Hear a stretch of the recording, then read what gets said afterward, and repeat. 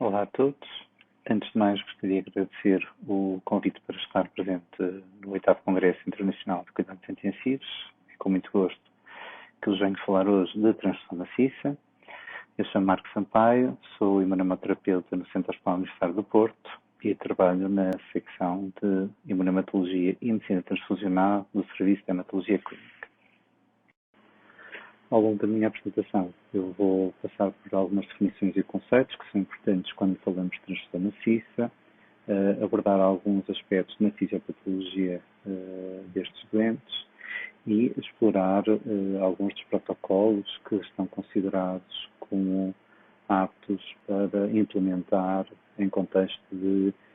situações de emergência ou de cirurgia major.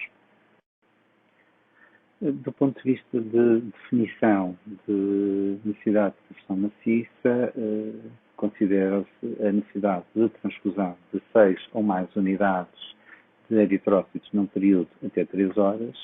a administração de 4 ou mais unidades no período de 1 hora ou a administração de 10 unidades concentrados eritrocitários em 24 horas, sendo que este conceito é muito pouco útil na gestão ativa de doentes hemorrágicos agudos.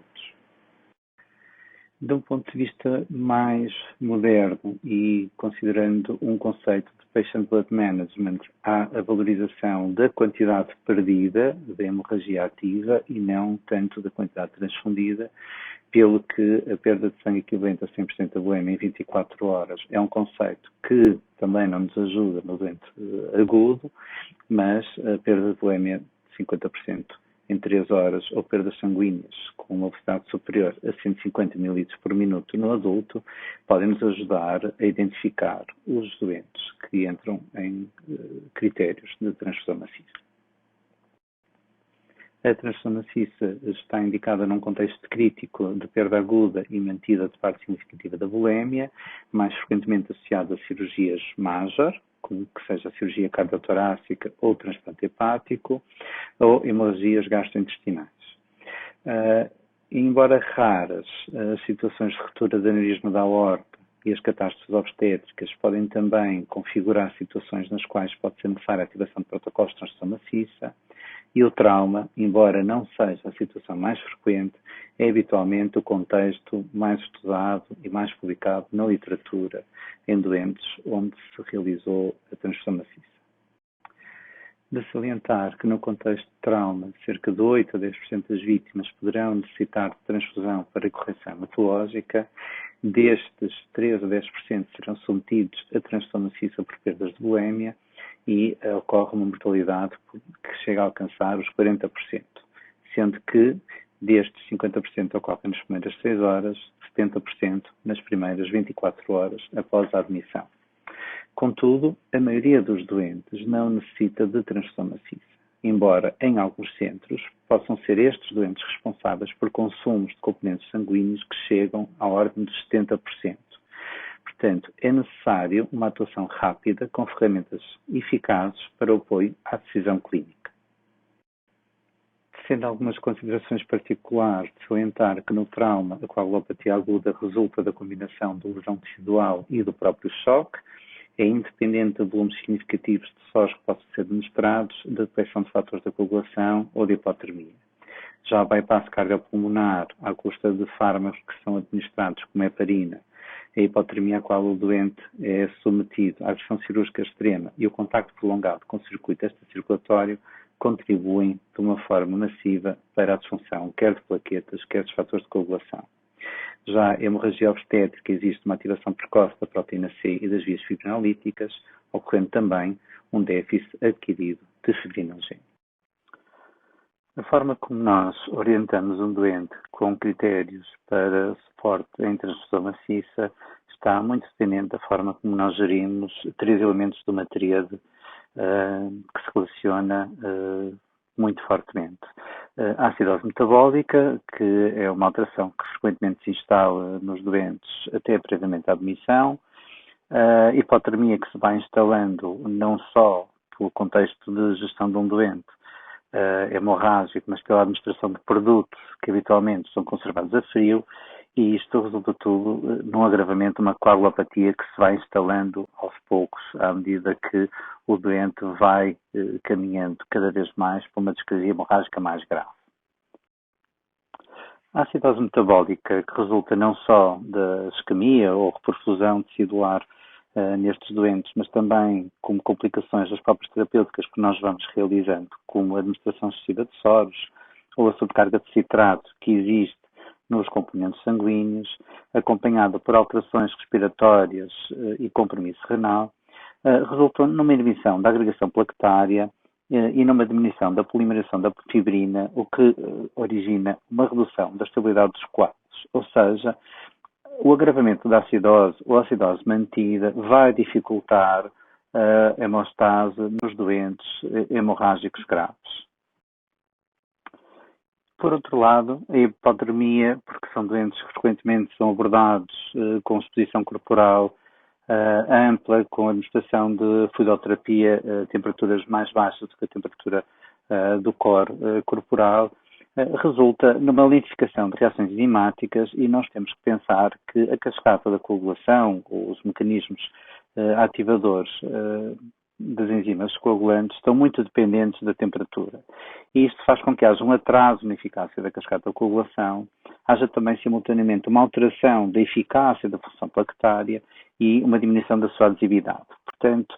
isto tudo vai resultar numa inibição da agregação das plaquetas, uma diminuição também da fibrina, tal como ocorria na acidose, e, mais uma vez, um mecanismo que contribui para a redução da estabilidade dos coágulos. Este estímulo para a fibrinólise pode ser evitado se nós tivermos o cuidado de manter um doente aquecido e fazermos a administração dos produtos a temperatura corporal. Nestes doentes, a ativação da coagulação a nível do endotélio danificado gera um aumento do consumo dos seus fatores e a diminuição da sua concentração, associada ao facto de que nós frequentemente fazemos a administração de grandes volumes de soros, o que promovem a diluição destes fatores. Adicionalmente, existe perda e consumo de plaquetas e perda de eritrócitos, que resulta também numa alteração da reologia sanguínea, em que a capacidade de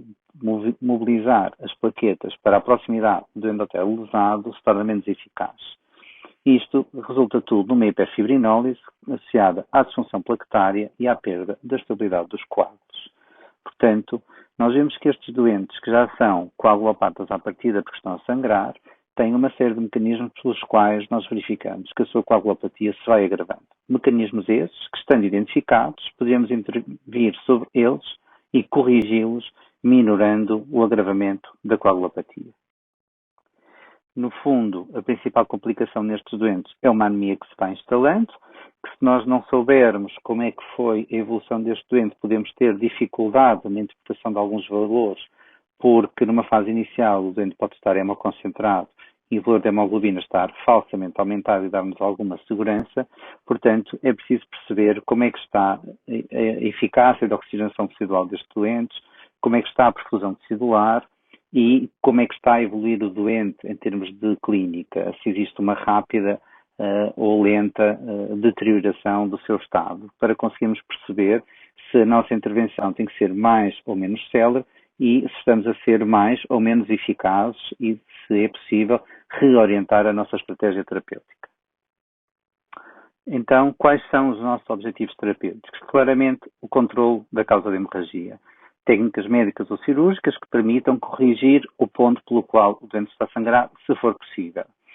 Adicionalmente, temos que fazer uma recuperação de volémia por forma hemodinâmica, sendo que é necessário manter um débito cardíaco eficaz e uma capacidade eficaz para o transporte de oxigênio.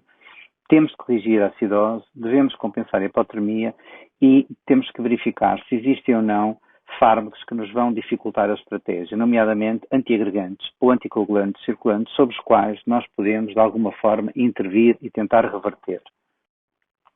Assim sendo, torna-se necessário compensar a hemorragia para recuperar a oxigenação tecidular, é necessário parar processos subjacentes à coagulopatia e promover a reposição da capacidade hemostática, administrando plaquetas, plasma como fonte de fatores de coagulação, antifibrinolíticos, fibrinogênio ou em algumas situações criol precipitado, porque o que nós pretendemos, acima de tudo, é otimizar a hemostase deste doente. tendo sempre a noção de que a coagulopatia dilucional se vai instalando à medida que nós vamos fazendo o suporte hemodinâmico com fluidos. Só para relembrar que dos componentes sanguíneos que nós utilizamos habitualmente, os concentrados eritrocitários aumentam cerca de 1 grama por decilitro o valor da hemoglobina do doente, mas que cada componente tem cerca de 1 milimol de citrato e 1 miliequivalente de potássio, adicionalmente ao anticoagulante no qual ele é armazenado. O plasma, que também é armazenado com anticoagulante, aumenta cerca de 200 unidades por cada fator de coagulação, 600 mg de fibrinogênio, mas tem 7 mil de citrato e 4 mil equivalentes de potássio. Portanto, é importante nós termos a noção de que quando administramos componentes sanguíneos, estamos também a administrar outro tipo de elementos que podem complicar o quadro do doente. As complicações mais frequentes nestes doentes, para além da discrasia hemorrágica, fruto do tratamento que muitas vezes nós promovemos, são a sobrecarga volémica e a hemodiluição com edema tecidular, rigidez pulmonar, a promoção de síndromes de compartimento e a diminuição da capacidade de transporte de oxigênio. É importante avaliar nestes doentes o impacto da diminuição da pressão oncótica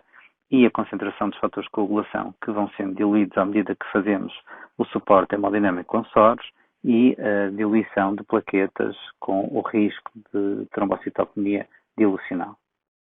Os protocolos de transfusão maciça são definidos a nível institucional, regional ou nacional para doentes nos quais se prevê que exista uma perda hemorrágica significativa e nos quais a administração de componentes sanguíneos é pré-determinada em proporções e momentos pré-definidos. Difere das orientações baseadas por testes de coagulação clássicos ou por testes viscoelásticos e defendem um uso precoce de uma quantidade de componentes numa proporção equilibrada. A coordenação destes protocolos deve estar na interligação de especialidades que lidam com estes doentes, nomeadamente cuidados intensivos, anestesiologia, imunoterapia, entre outros. É importante considerar, para a necessidade de haver protocolos pré-definidos, qual é que é o tempo de resposta para os resultados analíticos para aquele doente e para a entrega de produtos sanguíneos necessários para corrigir as alterações encontradas. Os protocolos fixos defendem a existência de critérios para a sua ativação e a administração de componentes sanguíneos são em proporções pré-definidas. Normalmente faz primeiro a infusão de plaquetas, em seguida de glóbulos vermelhos, alternando com plasma, havendo a possibilidade de administrar simultaneamente componentes se houver vias de administração disponíveis. As plaquetas tanto podem ser administradas como pool de vários dadores, como unidades de aferas ou como 6 conjuntos de concentrados unitários de plaquetas, dependendo daquilo que existe disponível em cada centro. Há muitos anos que se discute qual é que é a proporção de componentes num protocolo fixo ideal para dar resposta satisfatória às necessidades, sem prejuízo do doente. Existem autores que defendem a utilização de protocolos 1 para 1 para 1, no qual a proporção de plasma é idêntica à proporção de plaquetas e à proporção de eritrócitos, portanto 6 unidades de plasma por cada 6 concentrados plaquetários ou um pool de plaquetas ou uma unidade colhida por aféres e 6 concentrados de eritrócitos. Há autores que defendem que um rácio inferior para plasma e plaquetas tem um mesmo outcome, mas com menor consumo de produtos sanguíneos. Adicionalmente, à ativação do protocolo de transfusão maciça, é importante definir quando é que este protocolo é interrompido. Quer seja porque se alcança a hemostase, porque se verifica que está a existir a futilidade terapêutica ou que o doente faleceu. É importante considerar a diferença entre futilidade terapêutica, na qual aquilo que estamos a administrar não está a ter uma melhoria do outcome do doente e está a ser claramente um desperdício de recursos, versus a racionalidade na utilização de produtos sanguíneos, o que significa que, quando os recursos são escassos, temos que os gerir para os doentes possíveis da melhor forma e otimizar a sua utilização para todos os doentes nos quais isso esteja indicado. Os vários estudos que têm sido desenhados e realizados comparando estes dois tipos de protocolos apresentam algumas dificuldades, não só em termos de seleção de casos, como depois a própria randomização da sua população. Contudo, o estudo Pragmatic Randomized Optimal Platelet and Plasma Ratios Trial, o PROPR de Holcomb, veio tentar colmatar esta falha com um estudo multicêntrico e randomizado com elevado impacto. Contudo, neste estudo não se verificaram diferenças de mortalidade quer às 24 horas, quer aos 30 dias após a admissão. O que se verificou é que existia uma taxa de hemorragia major às 24 horas inferior no protocolo 1 para 1 para 1 e a mortalidade anatómica às 24 horas era também superior. Não se verificaram diferenças na taxa de reações transfusionais adversas, eventos trombóticos ou sepsis e também não havia diferenças em termos de disfunção de órgão ou apresentação de ARDS, mas evidenciavam-se taxas inferiores àquelas que eram descritas noutros estudos, o que significa, provavelmente, que a administração atempada de produtos sanguíneos e a redução de cristalóides leva a um melhor outcome nos doentes. Embora este estudo não estivesse direcionado para comparar com protocolos guiados por laboratório, verificou-se que os doentes que eram orientados de acordo com o protocolo fixo 1 para 1 para 2 apresentavam consumos de componentes sanguíneos, nomeadamente plaquetas e plasmas, muito próximos daquilo que são os protocolos orientados por laboratório. Naturalmente, que comparando estes dois protocolos, no protocolo 1 para 1 para 1 houve maior consumo de plasma e plaquetas, mas o consumo de eritrócitos era idêntico.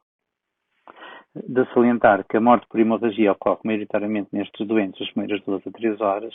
sendo que nestes protocolos a administração inicial de produtos ocorre 10 minutos após a admissão.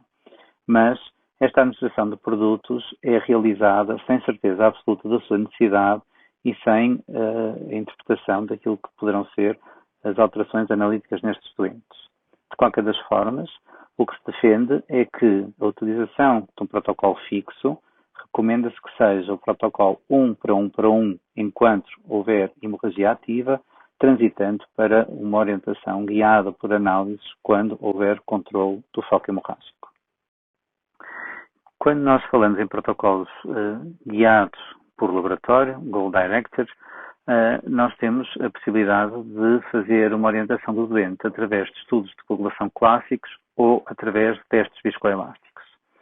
Normalmente, o que se preconiza é que um tempo de protrombina ou INR superior a 1.5 normal, estes indivíduos devem ser administrados 2 unidades de plasma. Quando o fibrinogénio está abaixo de 150, devem ser utilizadas 10 unidades de crioprecipitado ou 1 grama de concentrado fibrinogénio. Quando as plaquetas estão abaixo das 100.000, deve ser administrada 1 unidade de plaquetas por aférese ou pool e considerar a avaliação dos dedímeros, que podem traduzir alguma coagulopatia já por hiperfibrinólise e ponderar a administração de antifibrinolítico se não tiver sido administrado, sendo que em contexto de trauma, frequentemente estes doentes já fazem acetronexâmico à admissão. A grande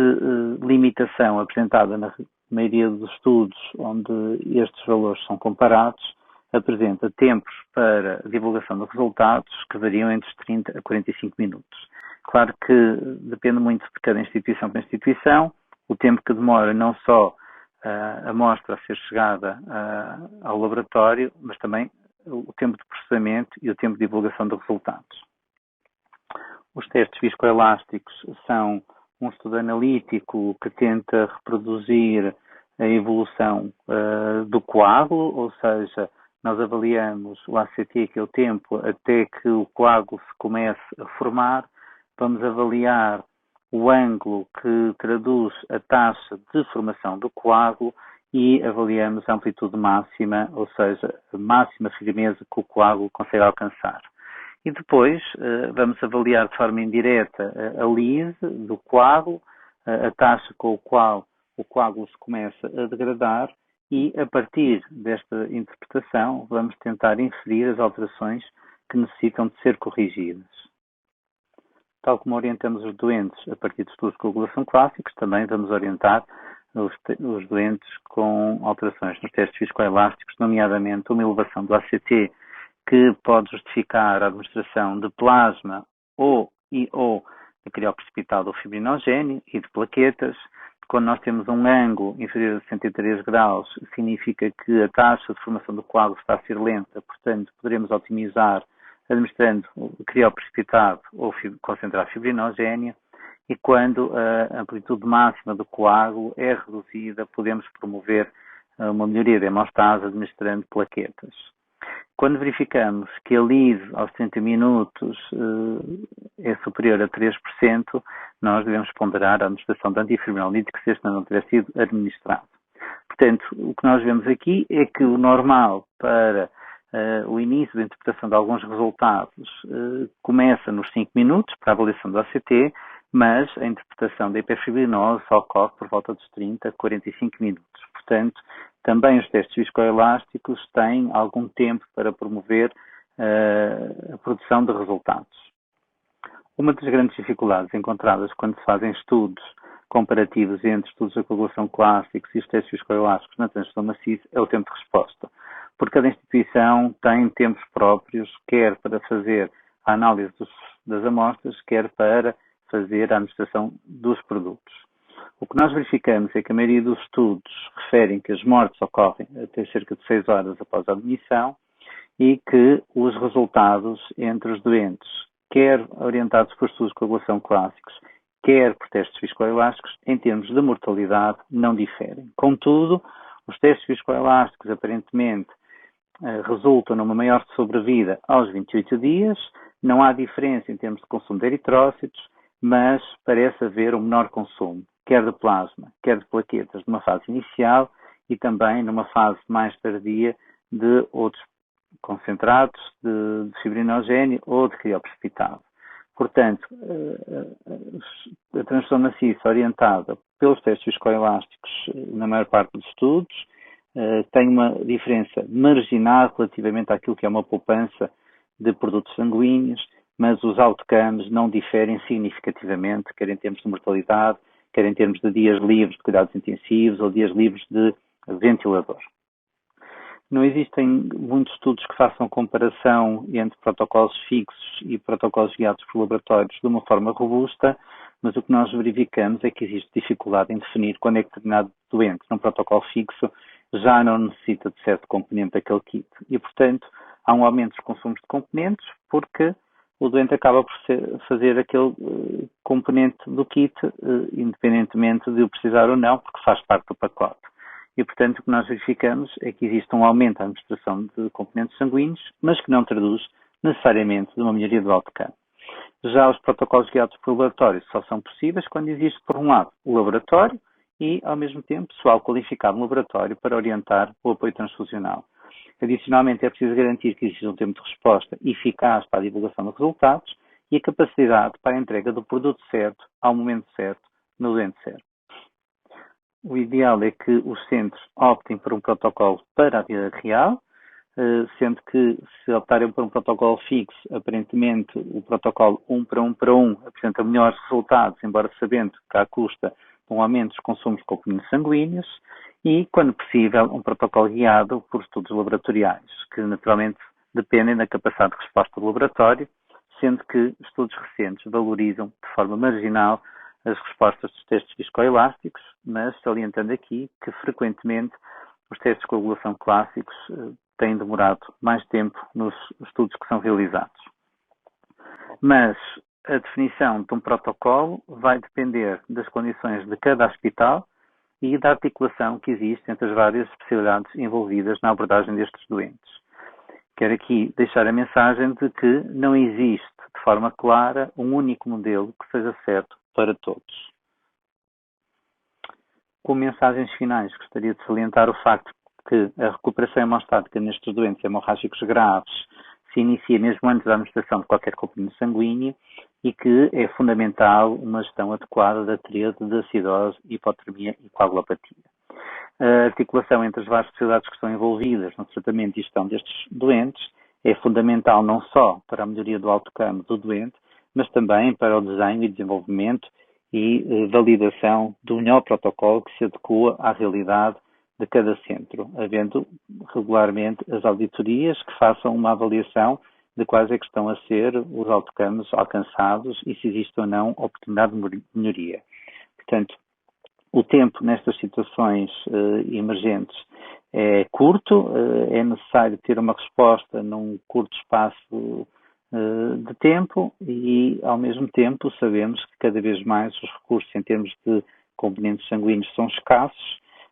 atravessamos momentos nos quais é necessário racionalizar e, portanto, temos que otimizar a terapêutica destes doentes no sentido de evitar desperdícios, mas tentar garantir que existe um melhor outcome possível para a sua terapêutica. Muito obrigado pela vossa atenção e até à próxima.